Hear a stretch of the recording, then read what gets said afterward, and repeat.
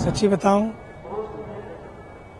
जाने का मन नहीं कर रहा है। हमने तो संगम पर इस देश के सनातन संगम का दर्शन किया है। मैंने देखा आज तो लोगों ने एक डुबकी राष्ट्र के नाम लगाई। अब तक तो संगम में स्नान किया, अब संगम को स्नान कराएंगे। हम लोग मिलकर सबको आमंत्रित कर रहे हैं, आइए मिलकर हम लोग स्वच्छ संगम अभियान करें। सच्ची बताऊं, जाने का मन नहीं कर रहा है। हमने तो संगम पर इस देश के सनातन संगम का दर्शन किया है। मैं तो इस देश की जनता का अभिनंदन करता हूं। क्या श्रद्धा है, क्या आस्था है, क्या लोगों का भाव है। और फिर साथ ही साथ सच तो ये है, हमारे देश के ऊर्जावान प्रधानमंत्री जी और आदरणीय योगी जी दोनों की साधना का वंदन करता हूं, क्योंकि इतने नेगेटिव, इतने नैरेटिव, इतनी तरह की बातें, उसके बावजूद भी 65 करोड़ से ज्यादा लोग स्नान कर चुके हैं और अभी भी चले आ रहे हैं लोग, चले आ रहे हैं, चले आ रहे हैं। लोग दंग हो गए। सारे जितने विदेशी रुके हैं वो कह रहे हैं ये हो क्या गया, दिस इज अमेजिंग। कमाल का भारत है, कमाल के लोग हैं। हमारे देश में तो ऐसा नहीं हो सकता। किसी को सोने की पड़ी नहीं है, किसी को खाने की पड़ी नहीं है, कोई भूखा भी नहीं गया और सब जहां सोने को मिल गया, जो खाने को मिल गया, जैसा मिल गया। लेकिन लक्ष्य क्या था? एक डुबकी, जस्ट एक डुबकी। वो डुबकी लगी और फिर मैंने देखा आज तो लोगों ने एक डुबकी राष्ट्र के नाम लगाई, एक डुबकी राष्ट्र के नाम लगाई और ये संकल्प लिया कि जैसे हम सब यहाँ पर स्वच्छता का दर्शन कर रहे हैं, अपने गांवों को भी ऐसा स्वच्छ बनाएंगे।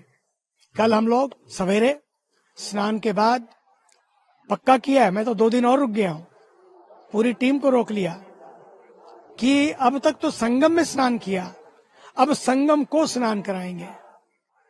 संगम को स्नान कराएंगे का मतलब है कि जितना भी कोई कुछ भी छोड़ गया है जाने से पहले, उस सारे इस क्षेत्र में हम लोग मिलकर सबको आमंत्रित कर रहे हैं, आइए मिलकर हम लोग स्वच्छ संगम अभियान करें।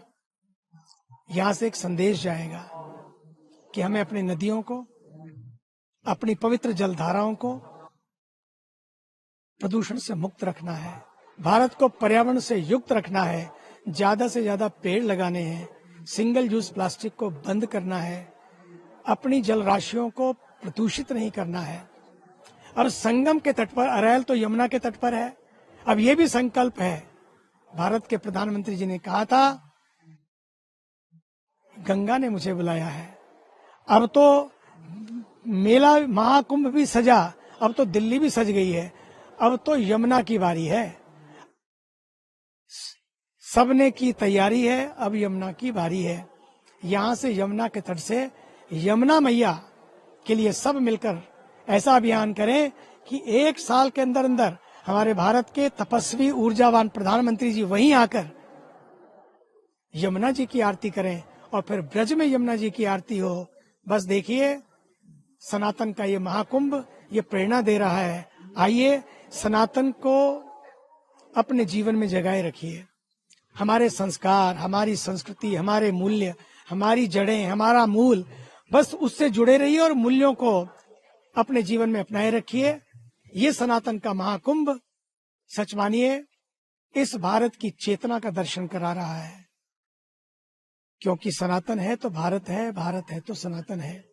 जो लोग कई बार समझ नहीं पाते हैं ना, मैं तो उनसे भी कहता हूं, जो खोया उसका गम नहीं, लेकिन जो बचा है किसी से कम नहीं। आइए उस बचे हुए को बचाए और ताकि हमारे बच्चे, आने वाली पीढ़ियां, हमारे बच्चे बचे रहें, उनके लिए संस्कार और वैल्यूज को हमें बना के रखना है। इन नदियों को जीवित रखना है, क्योंकि इन्हें हमें जीवित रखा है, हम इनको जीवित रखें। If Ganga dies, India dies. If Ganga thrives, India thrives, the health of the nature is the health of the future. सच तो यही है, the future of our nature is the nature of our future. बस इसी के तहत ही प्रकृति संस्कृति बचेगी तो संतति बचेगी। आइए अपने भारत को, महान भारत की यात्रा पर, इस महाकुंभ के पावन तट से, महाकुंभ तो पूर्ण हुआ लेकिन यात्रा अब शुरू हो रही है। भारत माता की जय। न्यूज नेशन अब व्हाट्सएप पर खबरों के ताजा अपडेट के लिए न्यूज नेशन के इस क्यूआर कोड को स्कैन करें।